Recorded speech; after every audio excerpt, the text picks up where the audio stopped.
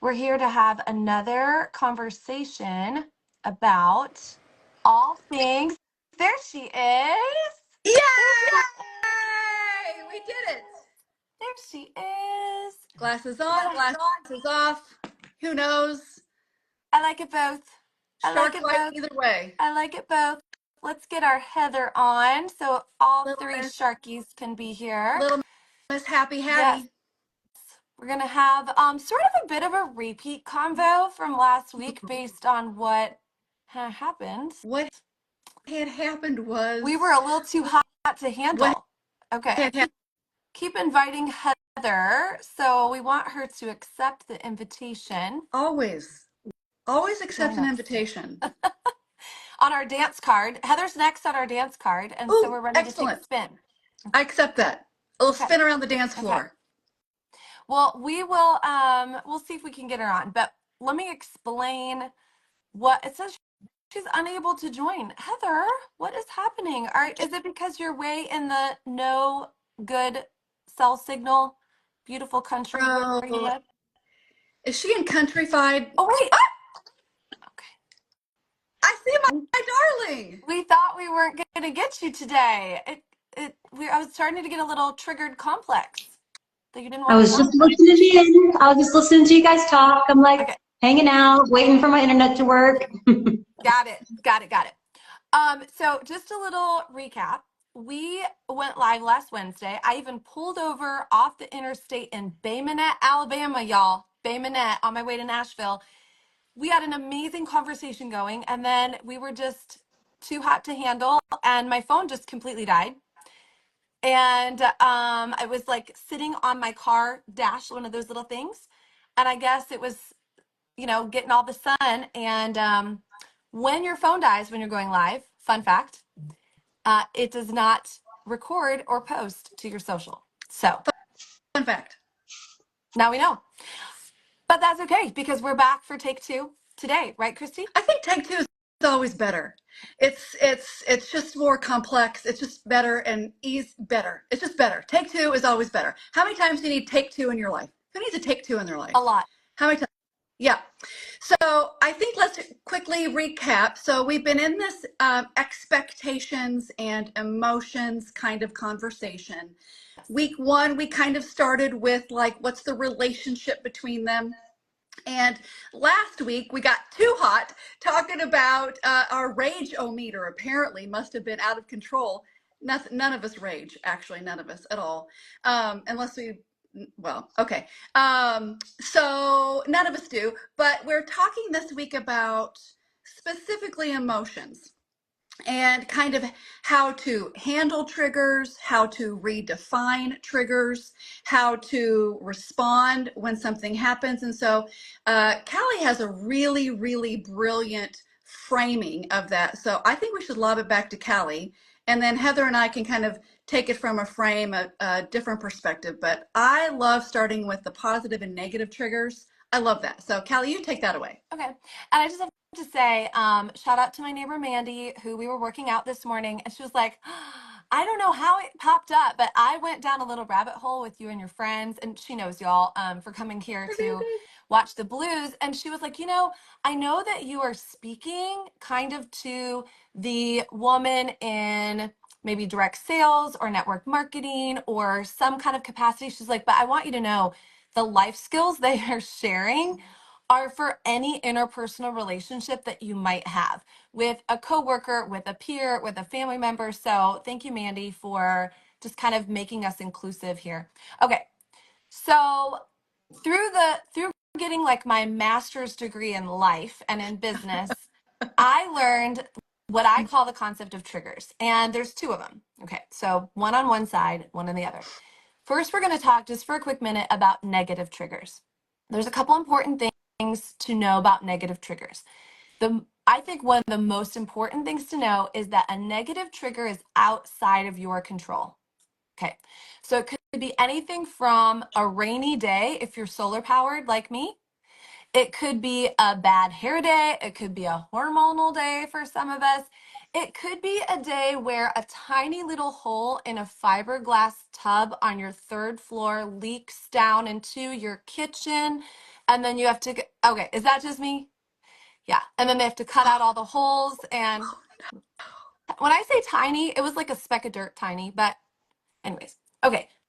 Negative trigger, or in business, it could be getting a rejection, having someone change their mind. It could also be someone maybe saying something that reminds you of a label that you felt like you've had, you know, when they say something and you immediately go back to your childhood of how you felt like this one, that one, etc. Okay, so you guys got it. Negative triggers.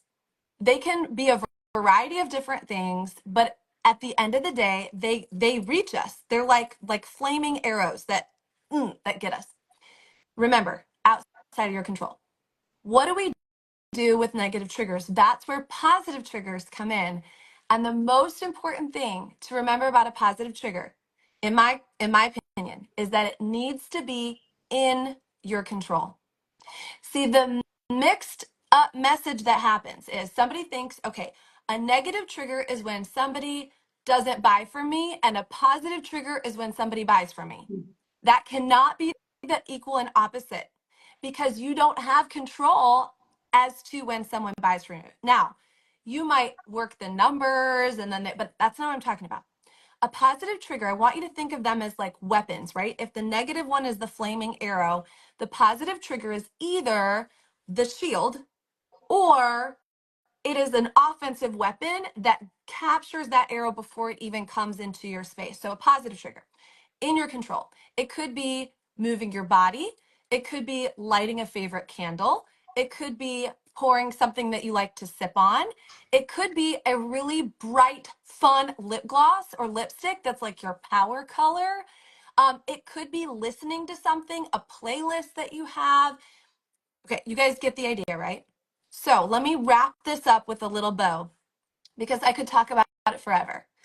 It's really important that you have more positive triggers that you can tap into than you have possible negative ones, because if your positive trigger is being outside, which is one of mine, but the day is rainy, I got to go to something next on my list. So it could be comfy socks. It could be, again, listening to something that gets me jazzed up. It could be a favorite book that I just read a couple pages of. So I need a very vast arsenal of positive triggers so that I'm prepared no matter what comes. And the coolest thing about this is self-coaching, you guys. The coolest thing about this is the more you practice it, the better you get at stopping negative triggers before they get close to you. So you can spot them. You can look at your weather app and go, uh-oh, rainy, cloudy day on Friday. Let me go ahead now and prep myself so that I don't waste my day, my energy, my emotions. Okay, so that's kind of like a bird's eye view of negative triggers outside of my control and positive triggers in my control. And the coolest thing is, the more you can control this side, the less that side can get to you, especially in business, for which I know many of you are. Okay, there we go. We stayed on track. Phone's still on. It's already better than last week because we get better. I was going to say, it was way better than last week, and last week was phenomenal. So because we get better every day. Every day. If you think we're good today, better tomorrow. I really love, Kelly, that what you're saying essentially is I've navigated a really strong peace practice, so my emotional bandwidth is higher. And when my emotional bandwidth is higher, I can now raise the expectation and the level of my performance. And so that's a really brilliant observation. I'm confident Heather has something, and then I'll spill the tea. I'll end by spilling some tea. So I'll come to that. But Heather, I always know we sometimes have a joke about if it triggers you, it's about you. So, I mean, we could go there if you want, but I'm sure Heather's got some really brilliant insights on emotions as well. Well, I was just thinking about something that I did when I was in the lowest part of my life. And of course, I didn't have the words that I would have now to be able to describe that. All I knew is I was just miserable. That was when I was working as a social worker. I was at the height of my debt. I was at the height of my bad decisions on boys and, all of the things. It was the culmination of everything. And I remember going to work and going, I can't live like this anymore. So like I have to do something. And I sat and I made a list of all the things that are in my control that make me feel good and all the things that are in my control that make me feel bad. And I developed this toolbox that, of course, I didn't know these words. I just knew that. And so like, I mean, the things that were on it are really funny, but I mean, really true. Like I remember on my toolbox of things that make me feel good is when I'm on time, because because I hated my job so much, I would be late and then I would leave early and then I wouldn't give my best. Well, what's on my thing of when I don't feel good about myself? When I don't give my best. And so I had these, going tanning. I know, right? Like was on my positive list because I'm also solar powered. And like all of these different things. So think about in your life and in your business, not only do you have negative triggers that are external, but there are things that you do to your own dang self that put you in the spiral of not being proud of yourself, of beating yourself up or living in shame, or there she goes again, that self-talk. And I'm actually going to make my own, like a new toolbox of things 25 years later that I'm like, I bet some of them are the same. And I bet I've learned so many new ones, good and bad, about myself. So that's what it actually made me, this conversation reminded me of. Well, as you're talking, Heather, I'm reminded of a quote that you shared with us recently that said 16% of women in business are self-aware. And so when you add value to what empowers you and disempowers you, we raise the percentage of becoming self-aware. And the more self-aware we are, the more we can present with warmth and authenticity. And so, Heather, that's a really brilliant toolbox. And so I'll just close this down by saying I'll spill some tea, or I'll have some tea. I'll tea time with my friends. We're going to change it from shark bite to tea time with our friends. And so one of our jokes is that, if it triggers you, it's about you. And so usually if you have a negative trigger, as Callie is talking about, or if you have something that's in Heather's toolbox that you can use to empower you, and you feel some sort of way about something, that typically means that you believe something that someone has said about you to be true, or something that you think about you to be true. So you feel some sort of way about it. So it causes your emotional bandwidth to diminish. And so when your emotional bandwidth is diminished, you can't perform at the capacity of which you want. Even if you have your peace practice in place, you've got your toolbox enlarged and engaged and ready to implement. And so it's important to remember is the thought process almost always breeds an emotion. So T is actually an acronym. A thought breeds an emotion, and an emotion breeds an action or an inaction. And so if you have your T, if you have that understanding and you're feeling some sort of way about it, usually a self-aware woman will understand an emotion is going to present a thought that's disempowering. So if you're feeling some sort of way about it, you can just reverse engineer it and go back to this thought that you're believing that's true, that's disempowering you, uproot it, create a new thought that creates a new emotion about how you feel, and now you can take a new action that's more empowering for you. And then if we want to take it to another step, you would have an R, which would be a result. Okay, so there's the quick cup of tea. Hopefully it doesn't lead to a tear, or maybe it will. But anyway, that's just the shark bite is the tear, right? I did the grandma shark bite. I did the grandma shark bite. But anyway, we're hoping that there is a moment that you recognize a empowering or a disempowering, a positive or a negative trigger, that you have the gift of self-awareness at your fingertips always, and that when you have the knowledge of the T is always in your control, that a thought breeds an emotion, an emotion breeds an action or an inaction, now you're in total control. And now you can reverse and engineer your life to the desire of your choice. And you now know that everything is for you and through you for the blessing of others. So there is our shark bite today. Don't know if that's our sign off yet. So, it's not. okay. We need some help. I'm glad you said yes. We need some help. So this We is need where some you guys help. come in. I was thinking the same thing. We need to crowdsource like our tagline. Okay, so what are we doing? Yay, it's me. What are we doing? Is that our tagline? Yay, it's Yay, Callie. it's No. me. Yay, it's us. Yay, it's me.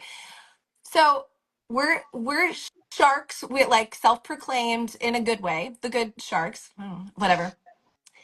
And really, we're having these conversations every week, especially with women who are entrepreneurs or indirect sales or network marketing. So we need you guys to help us with what is our little tagline that has to do with that.